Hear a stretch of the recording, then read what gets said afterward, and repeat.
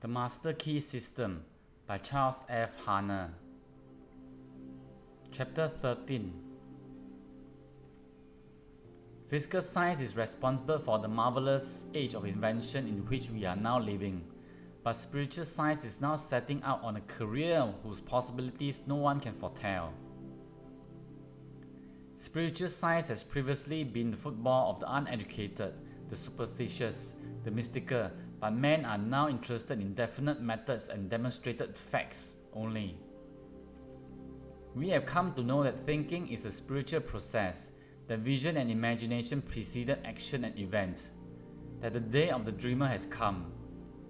The following lines by Mr. Herbert Kaufman are interesting in this connection. They are the architects of greatness. Their vision lies within their souls.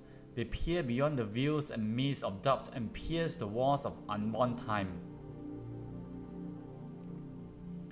The belted wheel, the trail of steel, the churning screw are shutters in the loom on which they weave their magic tapestries. Makers of empire, they have fought for bigger things than crowns and higher seats than thrones. Your homes are set upon the land a dreamer found. The pictures on its wall are visions from a dreamer's soul. They are the chosen few, the blazers of the way. Walls crumble and empires fall. The tidal wave sweeps from the sea and tears a fortress from its rocks. The rotting nations drop off from time's bow, and only things the dreamers make live on. Part 13, which follows, tells why the dreams of the dreamer come true. It explains the law of causation by which dreamers, inventors, authors, financiers bring about the realization of their desires. It explains the law by which the thing pictured upon our mind eventually become our own. Part 13. It has been the tendency and, as might be proved, a necessity for science to seek the explanation of everyday facts by a generalization of those others which are less frequent and form the exception. Thus does the eruption of the volcano manifest the heat which is continually at work in the interior of the earth and to which the latter owes much to her configuration. Thus does the lightning reveal a subtle power constantly busy to produce changes in the inorganic world, and as dead languages now seldom heard were once ruling among the nations, so does a giant tooth in Siberia, or a fossil in the depth of the earth, not only bear record of the evolution of past ages, but thereby explains to us the origin of the hills and valleys which we inhabit today. In this way, a generalization of facts which are rare, strange, or form the exception has been the magnetic needle guiding to all the discoveries of inductive science. This method is founded upon reason and experience and thereby destroyed superstition, precedent, and conventionality.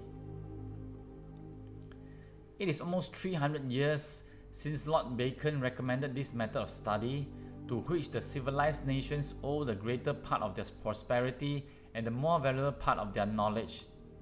Purging the mind from narrow prejudices, denominated theories, more effectually than by the keenest irony, calling the attention of man from heaven to earth more successfully by surprising experiments than by the most forcible demonstration of their ignorance, educating the inventive faculties more powerfully by the near prospect of useful discoveries thrown open to all, than by thought of bringing to light the innate laws of our mind.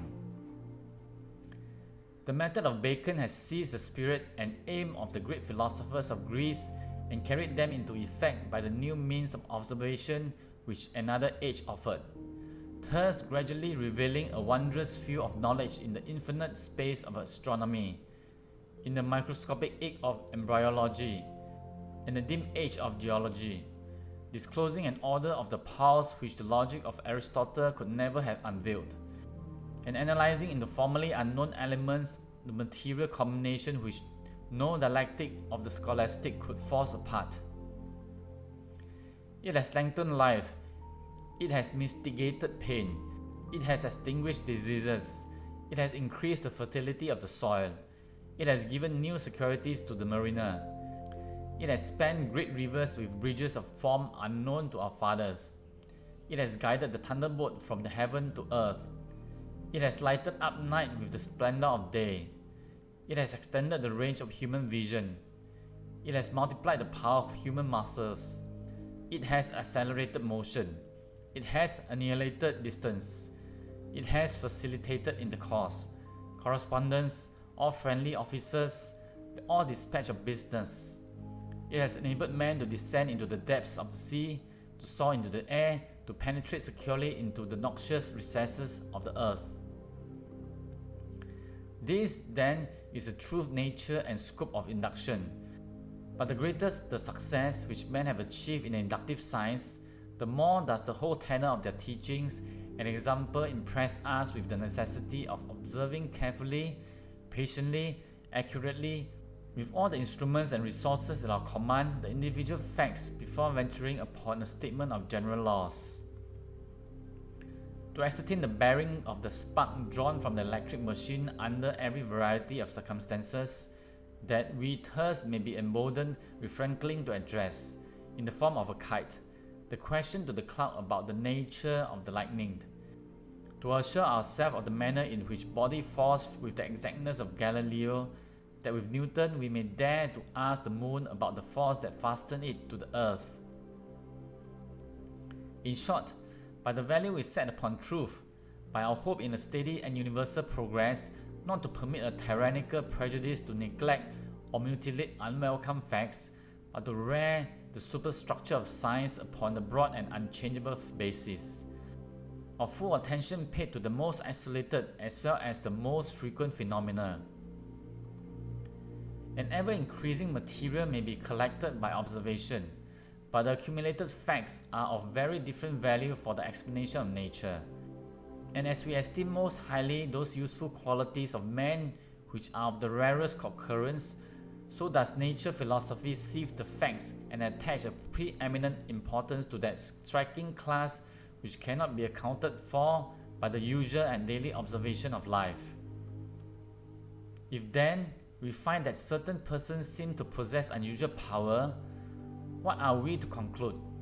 First, we may say it is not so, which is simply an acknowledgement of our lack of information, because every honest investigator admits that there are many strange and previously unaccountable phenomena constantly taking place. Those, however, who become acquainted with the creative power of thought will no longer consider them unaccountable. Second, we may say that they are the result of supernatural interference, but a scientific understanding of natural laws will convince us that there is nothing supernatural. Every phenomenon is the result of an accurate, definite cause, and the cause is an immutable law or principle which operates with invariable precision, whether the law is put into operation consciously or unconsciously.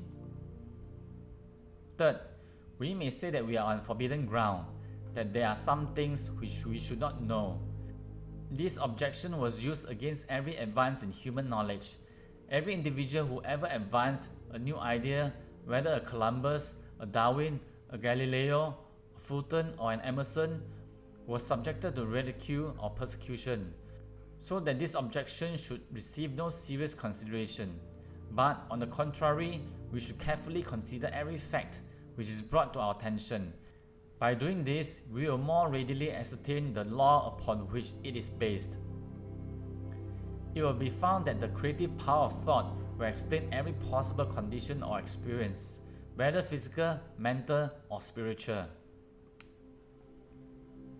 Thought will bring about conditions in correspondence with the predominant mental attitude.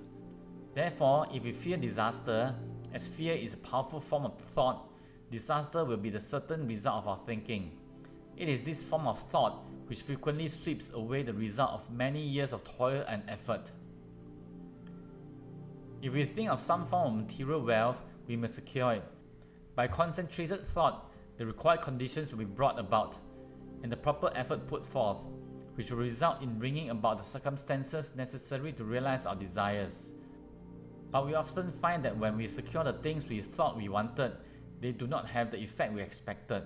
That is, the satisfaction is only temporary. or possibly is the reverse of what we expected. What then is the proper method of procedure?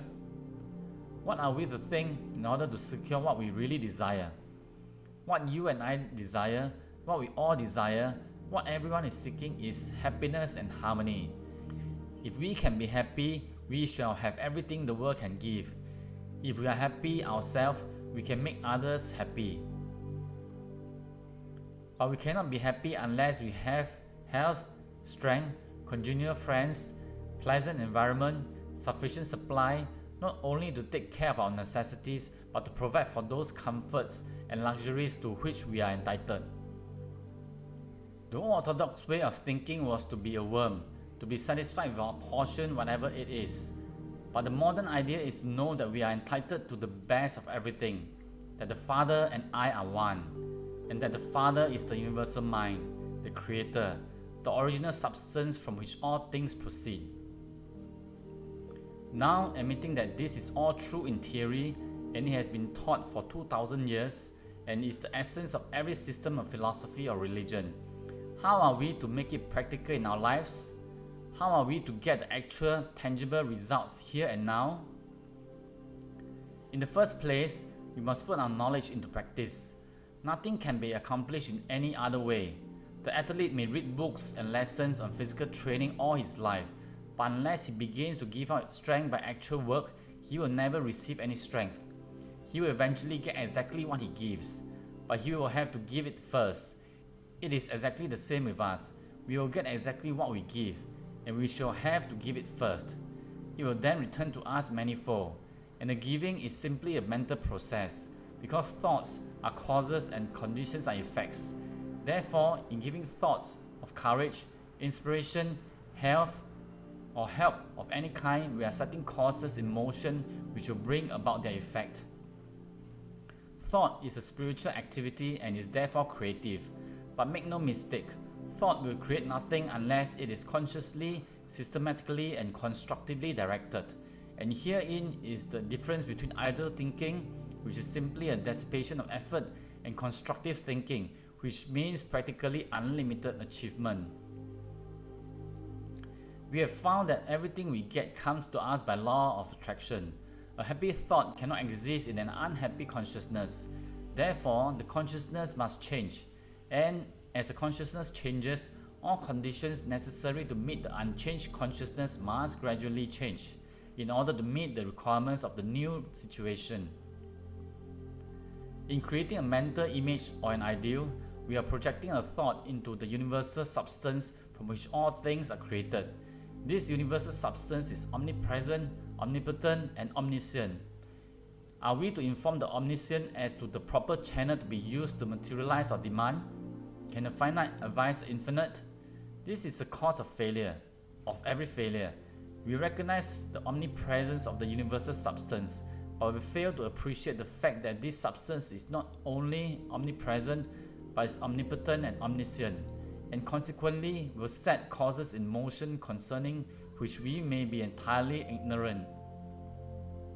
We can best conserve our interests by recognizing the infinite power and infinite wisdom of the universal mind, and in this way become a channel whereby the infinite can bring about the realization of our desire.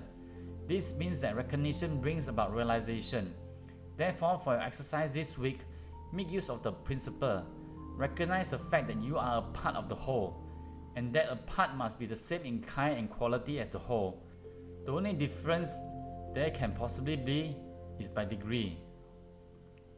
When this tremendous fact begins to permeate your consciousness, when you really come into realization of the fact that you, not your body, but the ego, the I, the spirit which thinks is an integral part of the great whole, that it is the same in substance, in quality, in kind, that the Creator could create nothing different from Himself, you will also be able to say, the Father and I are one. And you will come into an understanding of the beauty, the grandeur, the transcendental opportunities which have been placed at your disposal. Thank you for listening. It has been a pleasure to read this out to you. Have a fantastic day. Please like this video, subscribe to our channel, and turn on the bell for future videos. Thank you.